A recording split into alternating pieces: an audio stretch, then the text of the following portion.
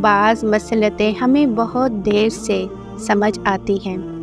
اللہ پاک جو 70 ماؤں سے بڑھ کر پیار کرنے والا ہے، وہ کب اپنے بندے کو دکھ میں دیکھ سکتا ہے؟ یہ تو اس کے پیار کا انداز ہوتا ہے۔ وہ جن سے زیادہ محبت کرتا ہے نا، انہیں آزمائش بھی کڑی دیتا ہے، اور کڑی آزمائش کی یہی راہ اس کے کن کی راہ ہے۔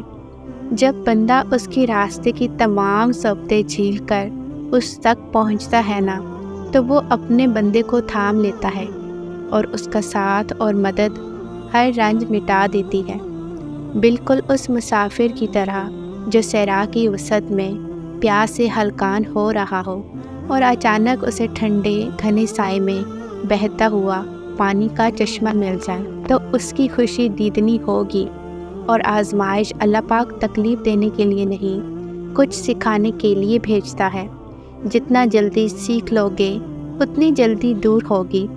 جب انسان کسی مصیبت یا رنج میں اللہ سے شکوہ کرتا ہے تو اللہ پاک فرماتا ہے کہ اس مصیبت کا شکوہ بے جا ہے، یہ مصیبت تمہیں میری طرف متوجہ کر رہی ہے۔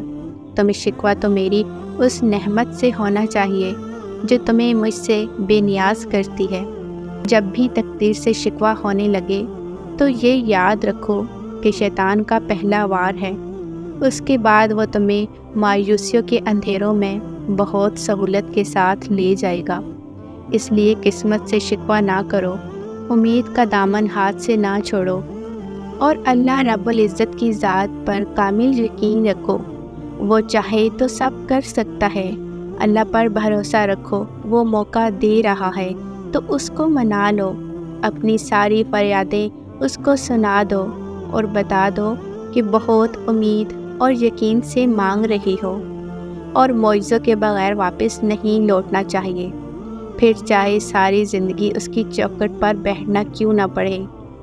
بس امید کو مایوسی میں نہ بدلنے دینا، اور نہ ہی یقین کو ٹوٹنے دینا، کیونکہ اللہ پاک ہی سنتا ہے اور وہ ضرور سنے گا۔ اور دیکھو، آزمائش ایک طرح سے تمہیں مضبوط کرنے کے لیے بھی آتی ہے، جو کہ بہت ضروری ہے۔ اللہ جانتا ہے کہ تم بہت کمزور ہو، اس لیے تمہیں انہی چیزوں سے آزماتا ہے جو تمہاری من پسند ہوتی ہیں، اور یقین کرو اس آزمائش سے تم اتنا مضبوط ہو جاتے ہو کہ کوئی کچھ بھی کہہ دے تمہیں فرق نہیں پڑتا، کیونکہ تم خود بھی مضبوط ہو جاتے ہو، اور اللہ پاک سے تمہارا تعلق بھی مضبوط ہو جاتا ہے، اور پھر سب کچھ اللہ پر چھوڑ کر تم بے فکر ہو جاتے ہو۔ اور نہ جانے اس وقت کن کن لوگوں پر اللہ کی آزمائش ہو، لیکن یقین کرو ایک بار آزمائش سے ہارنے کے بجائے اٹھنا سیکھو۔ خود کو مضبوط کر کے سب کچھ اللہ پر چھوڑ دو، حقیقت کو تسلیم کر کے، اللہ کی کن پر یقین رکھ کر توکل کر کے تو دیکھو، اور پھر دیکھنا کہ کیسے روح کے اندر تک سکون ہی سکون بھر جائے گا۔ سنو، وقت جیسا بھی ہو گزر جاتا ہے، ہر غم ہلکا ہو جاتا ہے، لیکن یہ گزرتے دنوں اور مہینوں میں جو وقت ہوتا ہے نا، یہ صرف گزارنے والے کو ہی معلوم ہوتا ہے۔ ہر چیز لکھنا اور کہنا آسان ہوتا ہے، اور اس وقت صرف اس اترنے والے کو پتہ ہوتا ہے، اور اس وقت اللہ پاک ہی تو ہوتا ہے اس کے ساتھ جو سب جانتا ہے۔ تو بس اللہ سے مانگ کر دل کا بوجھ ہلکا کر لیا کرو۔ 70 ماؤں سے بھی زیادہ محبت کرنے والا رب اپنے بندوں کو انسنا نہیں کرتا۔ وہ بڑا مہربان رحم کرنے والا ہے، وہ سب کی سنتا ہے، ہمت بھی وہی دیتا ہے، اور ہر مشکل کو حل کر دیتا ہے۔ اس لیے اللہ پاک کا شکر ادا کرتے رہا کرو۔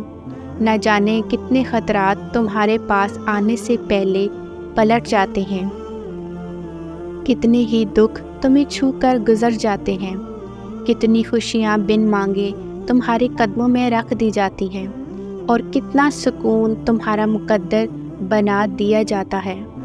اور سنو، مومن کے ایمان کا پتہ آزمائش میں چلتا ہے، جب وہ ہر طرح سے دعا کر لیتا ہے، مگر کوئی اثر نہیں دکھتا، اور نا امیدی اور مایوسی کے ہزار اسباب ہونے کے باوجود امید اور آس کا دیا جلائے رکھتا ہے، کیونکہ اسے معلوم ہوتا ہے اللہ پاک جو بھی کرے گا اس کے حق میں بہترین کرے گا، اور اللہ کے ہر کام میں کوئی نہ کوئی مصلحت چھپی ہوتی ہے۔